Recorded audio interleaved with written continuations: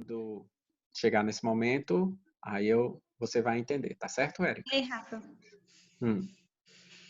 isso que tu falou para a Ionara sobre a questão de irrepreensibilidade é como se fosse tipo a Bíblia fala como se fosse tipo uma promessa futura, digamos assim, né? Já fala o nosso estado quando nós estivermos glorificados, é tipo isso, né? Exato. Olha o que diz lá em Romanos. Deixa eu ir lá para. Eu acho que vai terminar tendo uma quarta aula. Deixa eu achar aqui o que diz lá em Romanos. Espera aí, tá, gente? É rápido. Olha só como Romanos trata a igreja do Senhor. Olha como é lindo esse texto. Romanos capítulo 8, certo? A partir do verso 28. Olha só como ele diz. Sabendo que todas as coisas contribuem juntamente para o bem daqueles que amam a Deus, ou seja, daqueles que foram salvos, certo? E daqueles que são chamados por seu decreto, tá? Porque os que antes conheceu, olha só, ele coloca tudo aonde? No passado. Perceba que essa salvação ela ocorreu não no momento que você levantou a mão, não. Isso ocorreu lá na eternidade. Olha o que ele diz, porque os que dantes conheceu também os predestinou, sempre colocando, lá na eternidade, para serem conformes à imagem do seu filho, a fim de que ele seja o primogênito dentre os irmãos. E os passado predestinou, a esses também os chamou, e aos que chamou, a esses também, justificou, e aos que justificou, também glorificou. Já estamos glorificados? Ainda não. Mas aí ele coloca tudo lá no passado para mostrar que a obra de Cristo ela há de ser completa em nós. Então, essa irrepreensibilidade ela já acontece conosco hoje. Hoje a gente já tem que ser sal e luz do mundo. Isso não significa dizer que a gente não vai pecar, a gente vai continuar pecando porque ainda estamos em carne, certo? Mas esse processo de santificação tem que ser algo que vai de forma, como é que eu posso dizer, ascendente na nossa vida. Todos os dias a gente precisa se santificar mais. Por quê? Porque a promessa de Deus para os seus salvos, ela já aconteceu lá na eternidade. Conseguiu entender? Não sei nem quem perguntou. Foi eu, Amanda Lemos. Ah, deu para compreender? Uhum. Beleza. É Vou isso mesmo Vou que eu colocar quis. um mute em vocês agora aqui para a gente continuar, tá? Érica, não se preocupe, eu vou responder sua pergunta agora no decorrer, porque fala justamente desse ponto aí que você perguntou, certo? Então, ele diz, caiu a grande Babilônia. Eu quero só lembrar vocês que, como eu disse que o texto de Apocalipse, né, que o livro de Apocalipse é um livro de recapitulação, ele aqui já está falando que a Babilônia caiu, mas ele ainda nem citou quem é essa grande Babilônia, certo? Ele ainda nem falou quem é essa falsa igreja que vai trazer um falso ensino, tá? Essas pessoas que a servirão e que se distanciarão de Deus através do engano. A gente vai ver isso mais aprofundado sobre quem é essa grande Babilônia, contando como ela surge, a partir do capítulo 17 de Apocalipse, que vai fazer uma recapitulação de novo, certo? E mostrar quem é essa grande Babilônia, tá? Então, lembremos que dentro da igreja verdadeira existem muitos que são representantes da igreja falsa, tá? Então, muito cuidado com quem você escuta, com quem você ouve, com quem você segue. Muito cuidado com os ensinos que você tem ouvido por aí, ok? E aí o texto no capítulo 9 diz: E seguiu o terceiro anjo dizendo com grande voz: Se alguém adorar a besta e a sua imagem, e receber o sinal na sua testa ou na sua mão, deixa eu ler todo, porque aí eu vou só para o estudo. Ou na sua mão, também este beberá do vinho da ira de Deus que se deitou. Também este beberá o vinho da ira de Deus que se deitou, não misturado, no cálice de sua ira. E será atormentado com fogo e enxofre diante dos santos anjos e diante do Cordeiro. Certo? Seguiu então esse terceiro anjo dizendo com grande voz, anunciando, como em Apocalipse 13 lemos, a besta faz com que todos sejam pequenos e grandes, ricos e pobres, livres e servos, lhe seja posto um sinal na mão direita ou na sua testa. certo? Então, todos aqueles que tiverem esse sinal e que adorarem a besta ou a sua imagem, ele faz esse grande anúncio. E o que é que acontecerá com essas pessoas, então, que receberam esse sinal na mão e na testa? Mais uma vez, como eu disse, não é um sinal físico, mas é ações e atitudes e pensamentos daqueles que não servem a Deus. Ok? O que é que vai acontecer com essas pessoas? Essas pessoas beberão do vinho da ira de Deus.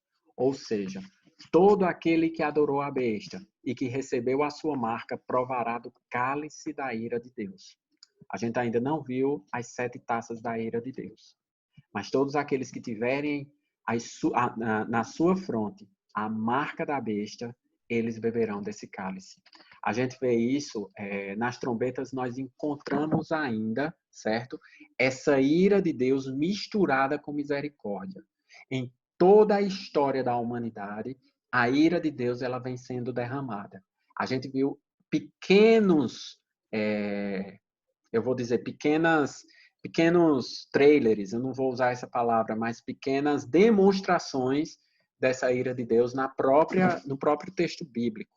A gente viu a ira de Deus sendo derramada sobre toda a humanidade, lá em Gênesis, quando Deus derramou da sua ira ao derramar a chuva na Arca de Noé.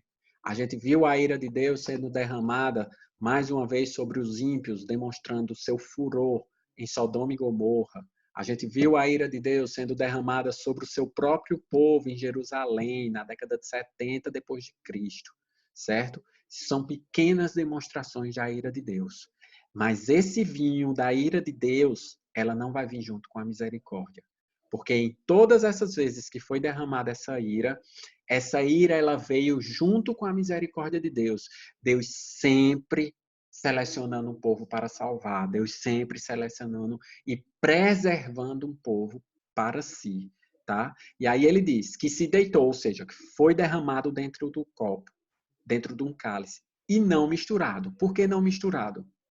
É interessante a gente ver que antigamente, certo? No tempo de Jesus, o vinho, ele não tinha a tecnologia que tinha hoje. Então, ele não era um vinho refinado, gostoso, saboroso, como é o de hoje, certo? Era um vinho mais seco, certo? Quem já tomou vinho, e aí você vê vinho suave e vinho seco. Se alguém provar o vinho seco comparado ao suave, vai perceber que o seco ele é mais duro, ele é mais amargo. Então, significa dizer que ele é mais difícil de ser bebido. É um vinho mais grosseiro, não refinado.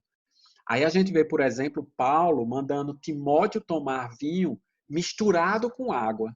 Então, é essa mesma ideia. A ira de Deus é como se fosse esse vinho do furor que há no cálice de Deus. Certo? Vocês vão entender por que vinho mais à frente. Mas é um vinho não mais misturado com a água, não mais misturado com a misericórdia. Não é mais suavizado, mas é um vinho seco. Ou seja, a ideia é de que a ira de Deus não será mais suavizada. Ela vem com todo o seu furor, certo? E aí ele diz, atormentado com fogo e enxofre. Olhando mais uma vez para o Antigo Testamento, a gente vê que o autor, que João, ele extrai essa ideia de fogo e enxofre. Lembre-se, tudo é simbólico, tá? Não é fogo, pode até ser, tá? E nem enxofre, aquele odor horrível de enxofre.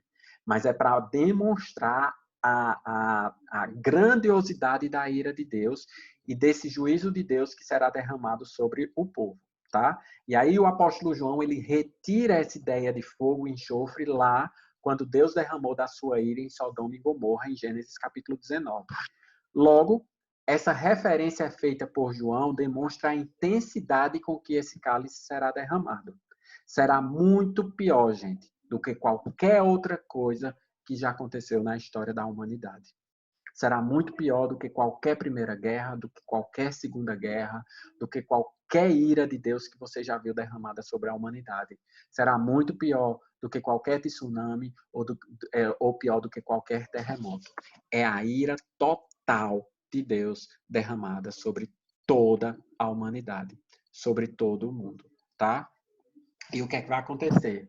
A fumaça do seu tormento sobe para todo sempre. E não tem repouso nem de dia e nem de noite os que adoram a besta e a sua imagem, e aquele que receber o sinal do seu nome. Porque sobe para todo sempre. Esse texto ele não traz nenhuma outra, nenhum outro, como é que eu posso dizer, nada daquilo que a gente já não tenha visto anteriormente sobre esse anúncio da ira de Deus. Mas eu coloquei isso sobe para todo sempre, porque na teologia adventista, não somente a adventista, mas também os testemunhos de Jeová e outras seitas acreditam na ideia do aniquilacionismo da alma, certo? Ou seja, eles defendem que aqueles que não forem salvos e remidos pelo Senhor serão apagados da existência. Não existe inferno, não existe lago de fogo e enxofre. Isso é apenas, na teologia deles, simbólico. Mas isso não encontra respaldo na palavra de Deus. A palavra de Deus não diz nada disso. A palavra de Deus diz que há um tormento eterno. E diz que esse tormento sobe como fumaça para todo sempre. Não é algo que vai ser aniquilado, não é algo que vai acabar, certo? Logo, a gente precisa entender esse tormento como algo sobremodo intenso, um tormento muito pior do que aquele tormento dos gafanhotos, certo? Que as pessoas pediam para morrer. E, além de intenso, será um tormento que perdurará pelos séculos dos séculos e eternamente. Então, os ímpios sofrerão eternamente o tormento do cálice da ira de Deus. Ok? Então, essa ideia de aniquilacionismo, de que a alma deixará de existir, trazendo essa ideia de que os homens não passarão por um inferno ou serão lançados no lago de fogo e enxofre por essas seitas, não coaduna com a palavra de Deus. E aí, por fim, ele diz: aqui está a paciência dos santos. Aqui estão os que guardam os mandamentos de Deus e a fé em Jesus Cristo. Retomando de novo, gente, Apocalipse capítulo 13, no versículo 10, a gente vê que no ardente calvário da perseguição, que fala lá em Apocalipse 13, lembra que eu disse que a besta, que é mestre do mar, juntamente com o dragão e a outra besta, vai perseguir a igreja ferozmente. Então, lembre-se, no ardente calvário da perseguição que a igreja vai receber,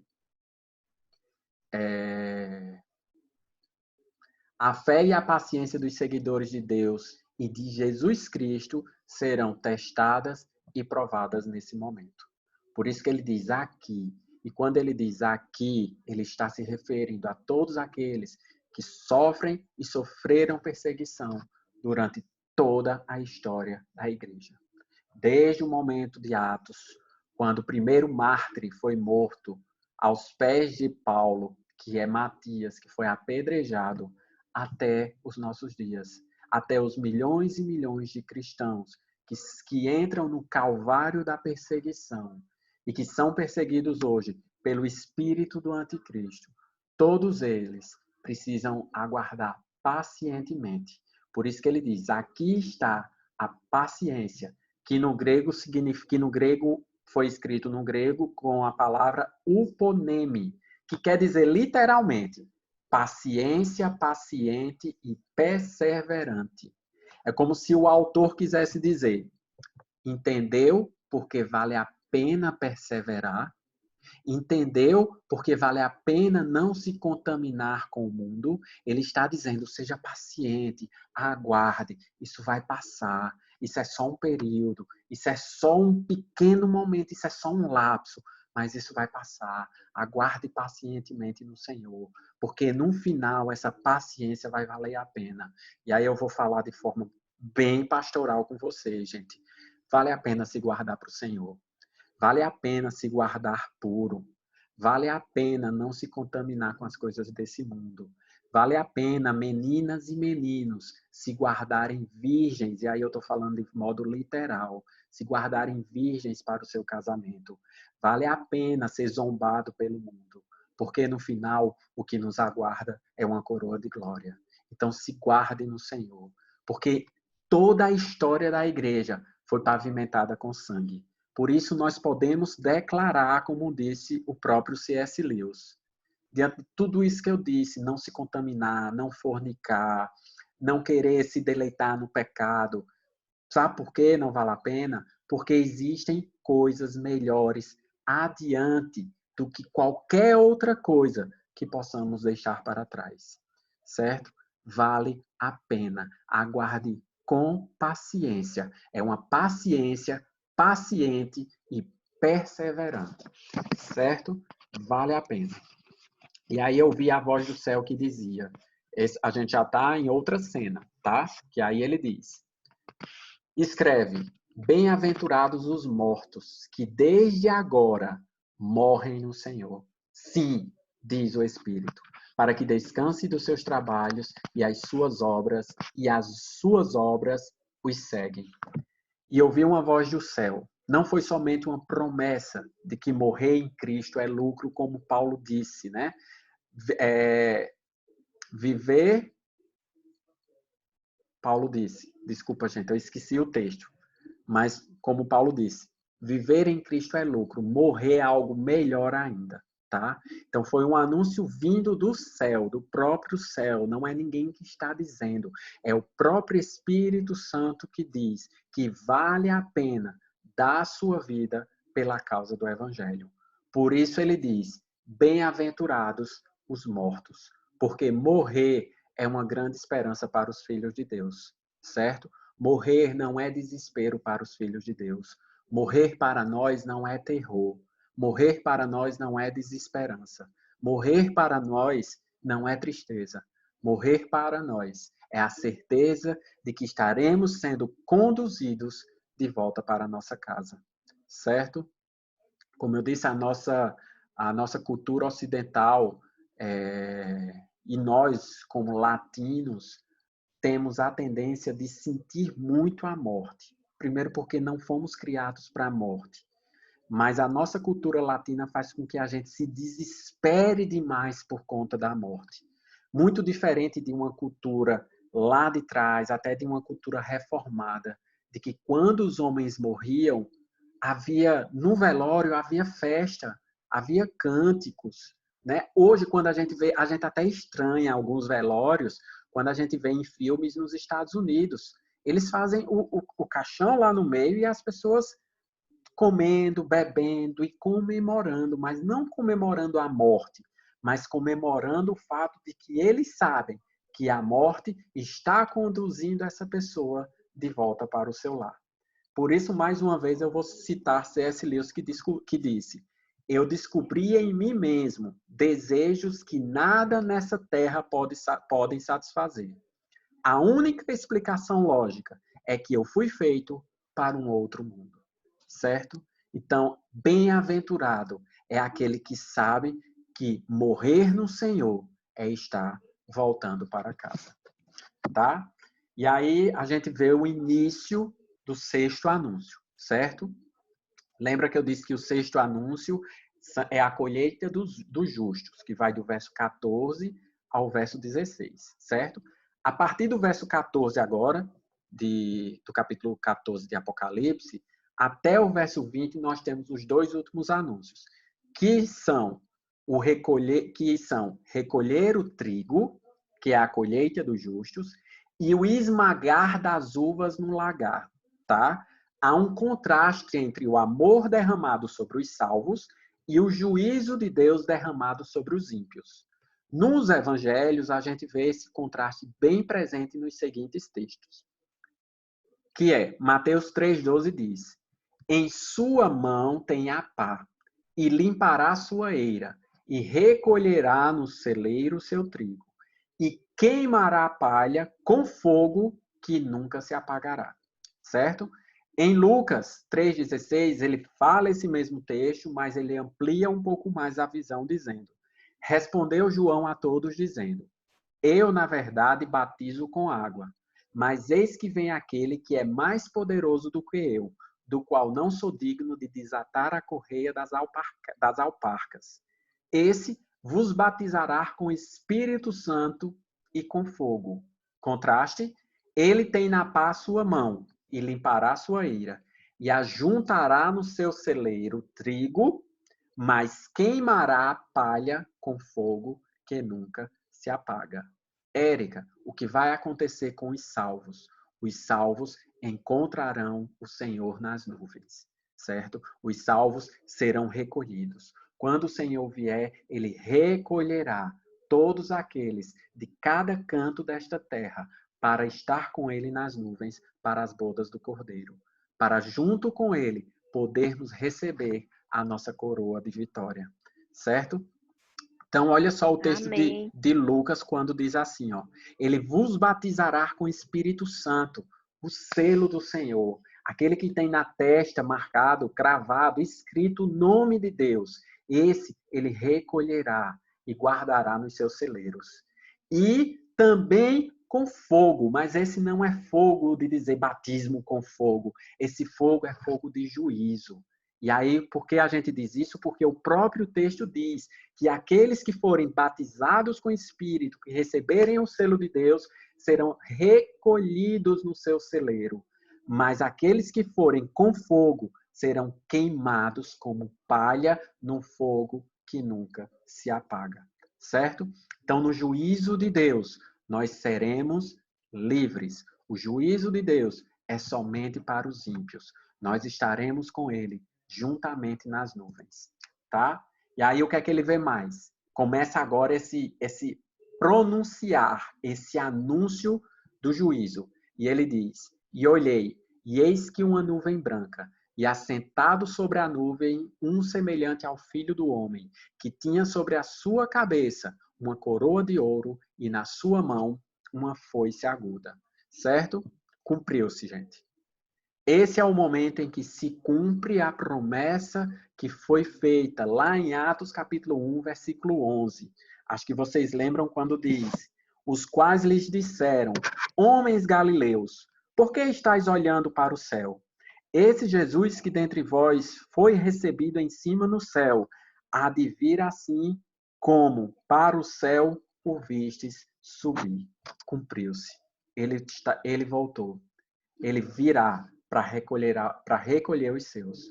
Do jeito que viram ele subir nas nuvens, agora ele está vendo esse mesmo Filho do Homem descer. E ele desce com uma foice na mão, para fazer esse contraste. Por isso que o início do estudo, deixa eu voltar lá para o início, ó.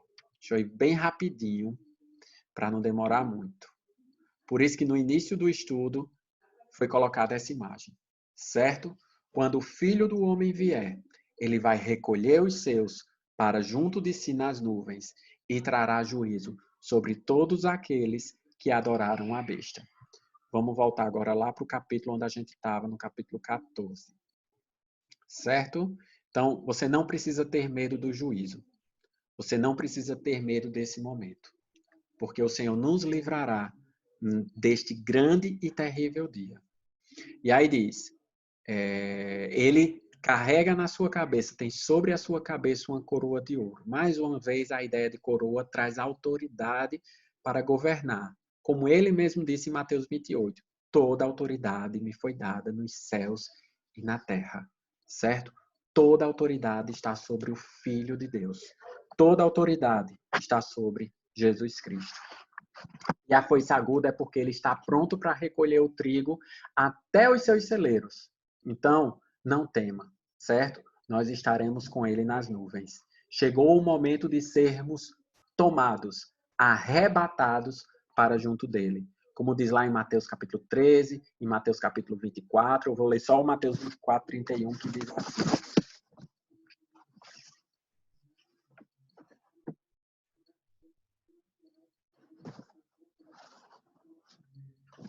Eu vou ler o outro, tá? Que ele explica bem direitinho, tá?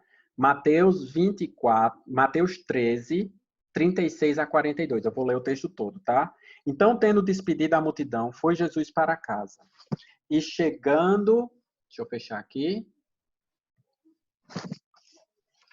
Acabou? Não, acabou não. Desculpa, gente. Eu pensei que tinha acabado. Então, abram aí, se vocês quiserem abrir, tá? Mateus 13, 36 a 42, para vocês entenderem bem isso. Então, tendo despedido a multidão, foi Jesus para casa, e chegando ao pé deles, os seus discípulos, dizendo: Explica-nos a parábola do joio e do campo. E ele respondeu e disse-lhes: O que semeia a boa semente é o filho do homem. O campo é o mundo. A boa semente são os filhos do reino, e o joio são os filhos do maligno. O inimigo que semeou é o diabo, e a ceifa é o fim do mundo. Esse momento que a gente está vendo, da foice aguda, é a ceifa, tá? E os ceifeiros são os anjos, como diz lá em Mateus, capítulo 24, que diz: Ele enviará os seus anjos com rijo, clamor de trombeta, os quais ajuntarão os seus escolhidos. Os anjos são os ceifeiros, certo? Assim como o joio é colhido e queimado, assim será a consumação deste mundo. Mandará o Filho do Homem os seus anjos, e eles colherão do seu reino tudo o que causa escândalo, e os que cometem iniquidade, e lançá-los-ão na fornalha de fogo. Ali haverá pranto e ranger de dentes. Então, esse é o momento da foice aguda. Esse é o momento em que nós, como igreja, seremos arrebatados. O arrebatamento da igreja, gente, não é Deus nos livrando do mundo. O próprio Jesus disse que não nos livraria do mundo, certo? Não nos tiraria do mundo, mas que nos daria a capacidade de permanecermos no mundo. O mundo iria nos odiar, mas se ele vencer o mundo, nós também iremos vencer, certo? E ainda que a nossa vitória contra o mundo seja através do nosso martírio, da nossa morte, isso será motivo de louvor e de exaltação do Senhor através das nossas vidas. Então, ele não prometeu nos livrar da perseguição, mas ele está dizendo que irá nos livrar do grande e terrível dia do Senhor, que é o seu juízo. Certo? Então, é isso que quer dizer. Naquele grande dia, ele nos recolherá e derramará do seu juízo sobre os ímpios. E aí o verso 15 diz: E outro anjo saiu, clamando com grande voz ao que estava sentado sobre a nuvem: Lança a tua foice e cega. A hora de cegar-te é vinda, porque já a seara da terra está madura. Podemos entender esse texto à luz de Marcos 4:29. Eu não vou ler, mas lá a gente lê o mesmo sentido quando diz: mete-lhe a foice, certo? O filho envia o seu anjo, portador de foice, para ceifar o quê? O justo, como a gente acabou de ler em Mateus capítulo 13. Quando esses estiverem completamente maduros, ou seja, quando se completarem o número dos escolhidos que devem ser alcançados pela pregação do Evangelho. Por isso que Apocalipse 6, como a gente leu anteriormente, diz: E foram dadas a cada um vestes brancas, e foi-lhe dito que repousasse um pouquinho ainda de tempo, até que se completasse o quê? O número dos seus conservos e de seus irmãos que haviam de ser mortos com ele. Também Apocalipse 7 diz: Não danifiques a terra, nem o mar, nem as árvores, até que hajamos selado na testa todos os servos do nosso Deus. Então, quando ele diz meter-lhe a foice, vai ser no momento em que, como eu disse, lembra lá quando eu falei das duas testemunhas, quando o último homem for alcançado, então será revelado o anticristo e todas essas coisas ocorrerão. E aí diz o verso 16: E aquele que estava sentado sobre a nuvem meteu a sua foice na terra, e a terra foi cegada. Chegou, gente. Chegou o grande dia do nosso encontro com o Senhor nos ares, certo? Por isso que diz: Então aparecerá no céu o sinal do Filho do Homem, e todas as tribos da terra se lamentarão e verão o Filho do Homem vindo sobre as nuvens do céu, com poder e grande glória. E ele enviará os seus anjos com rijo clamor de trombetas, os quais ajuntarão os seus escolhidos, desde os quatro ventos, de uma a outra extremidade da terra. O dia da cega, o dia em que seremos recolhidos para junto do Senhor, será neste grande dia que teremos um encontro com Ele. E saiu do templo, e aí agora é anunciado o outro anúncio, né? O anúncio não mais agora daqueles que foram salvos, mas do lagar da ira de Deus, que eu disse que ia explicar mais à frente. É uma conclusão solene similar à do sétimo selo, certo? Em Apocalipse 8:5. E aquela da sétima taça, que a gente ainda nem estudou, lá em Apocalipse 16:18.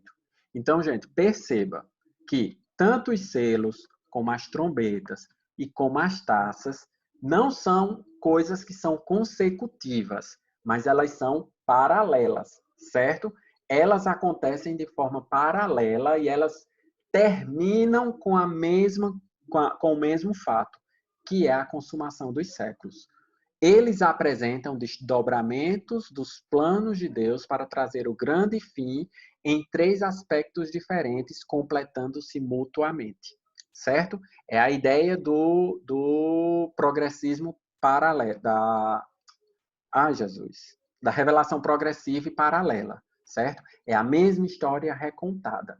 Lembre-se que os selos culminou nisso, no 6º selo, as trombetas culminaram nisso, na 6ª trombeta, as taças vão culminar nisso, e nesse momento a gente também está vendo esse momento da vinda do Senhor, que vai recolher os seus e trazer juízo sobre os ímpios, tá?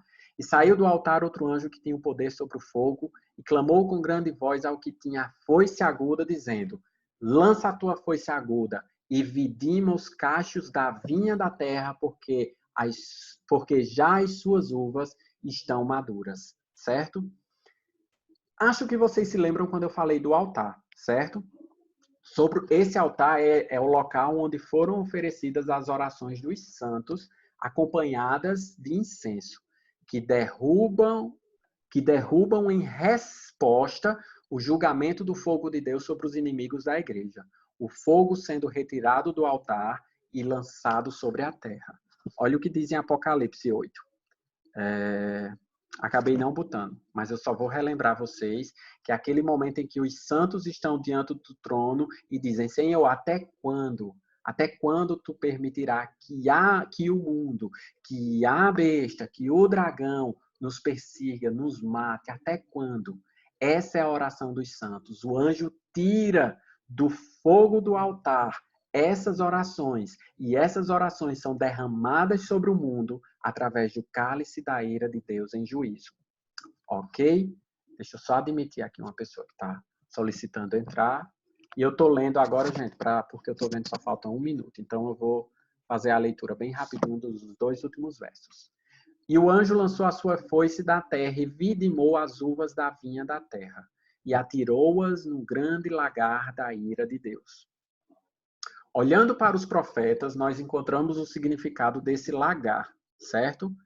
A gente vai ler lá em Isaías que diz assim: eu sozinho pisei no lagar, e dos povos ninguém houve comigo.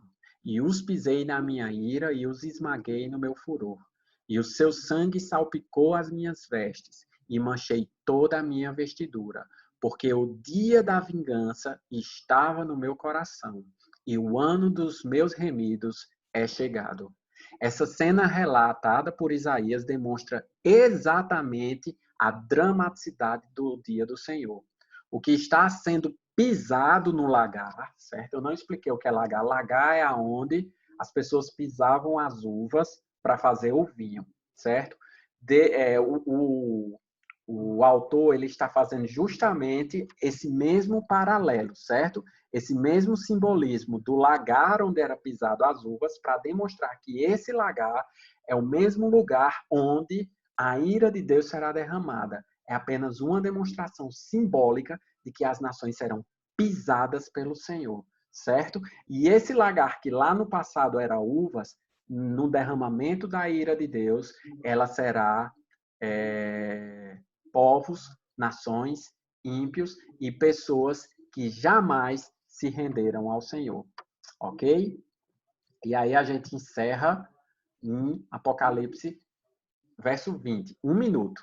E o lagar foi pisado fora da cidade, e saiu sangue do lagar até os freios dos cavalos pelo espaço de 1.600